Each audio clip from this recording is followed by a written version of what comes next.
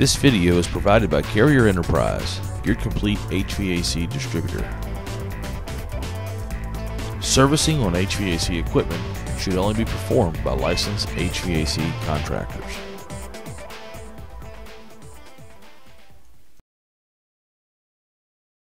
In today's lesson, we want to talk about system charging. When we're measuring the refrigerant level in an air conditioning system, we're going to use one of two methods: subcooling or superheat. Depending on what type of metering device, subcooling would be used if we have a thermal expansion valve metering our refrigerant into our evaporator. We would use superheat if we're using some type of fixed orifice such as cap tube or a piston to meter our refrigerant into our evaporator. First, we want to look at using the superheat method. This box here represents our evaporator when we're measuring superheat with a fixed orifice. This box, while it represents the evaporator, is kind of just a picture to show the amount of volume of refrigerant that evaporator could hold. So in this instance, just for today's lesson, we're going to say that our target in our evaporator, we want 15 to 20 degrees of superheat. Now later on in the lesson, we'll show how to actually measure this, but we just want to get our terminology down and understand the thought process here. So we're saying 15 to 20 degrees. Now what you need to do is consult the manufacturer of the system that you're working on and find out what they recommend in your type of situation.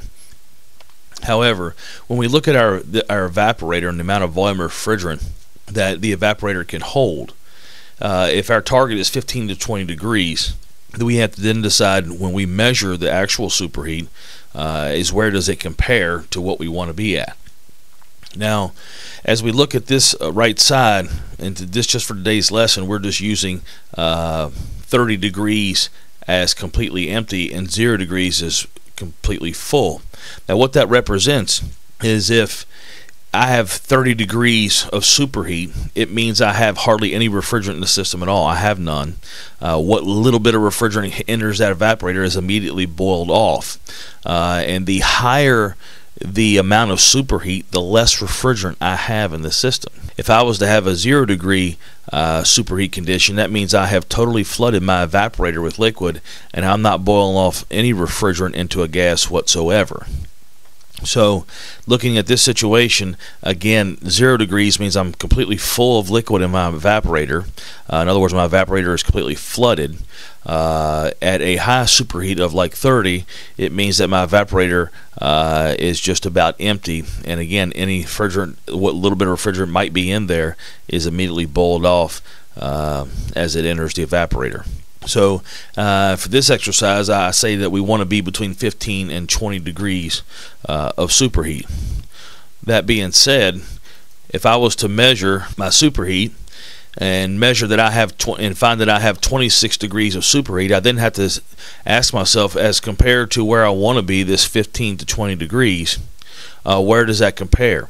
If I'm, again, charging my system according to superheat because I have a fixed orifice and I measured 26 degrees of superheat, I would say that I have less refrigerant in the system than what the manufacturer is calling for in this situation. And again, we're saying that our target is 15 to 20 just for this exercise.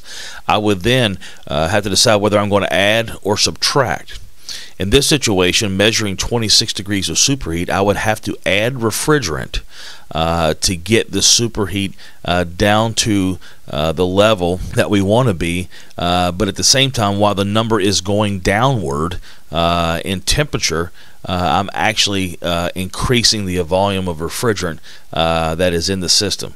As I increase the amount of refrigerant, what I find is that the temperature measured in the superheat then starts to come downward, and I would add refrigerant until I got to this target area here of 15 to 20 degrees.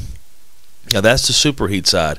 Now if we're using a thermal expansion valve as our metering device inside, then we're going to use the subcooling method.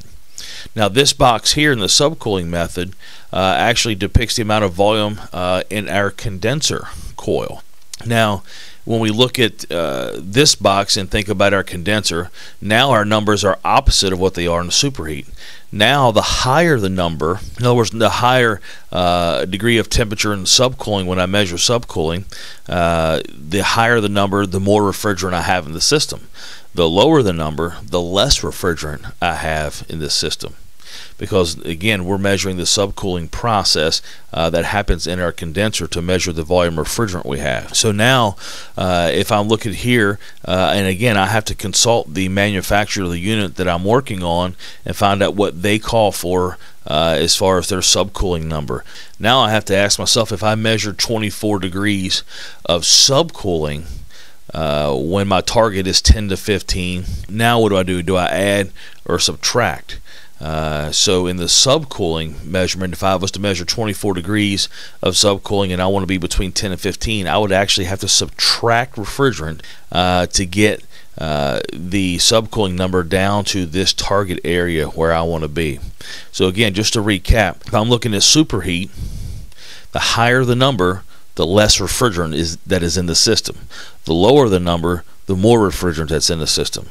Looking at the subcooling side, the lower the number, the less refrigerant I have in the system, and the higher the number, the more refrigerant I have in the system. Now what we want to do is actually go look and see how do we actually measure subcool and superheat on a real unit. So now let's take a look. This video was brought to you by Carrier Enterprise, your complete HVAC distributor. We carry a full line of Carrier, Bryant, and Payne equipment. For more information or to find a location near you, please visit carrierenterprise.com.